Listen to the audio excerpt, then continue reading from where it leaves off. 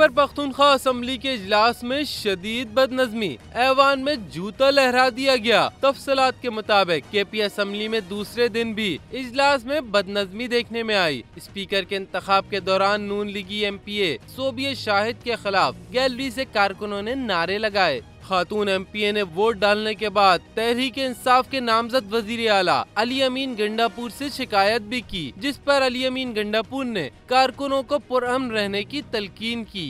KP assembly में gallery में मौजूद PTI कारकुनों के नारों पर नून लीग की MPA सोबिया शाहिद ने जूता लहरा दिया।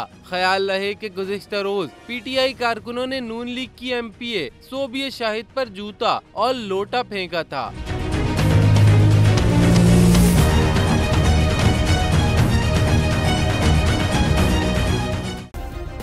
सब्सक्राइब करें और बेल दबाएं ताकि कोई खबर रह न जाए।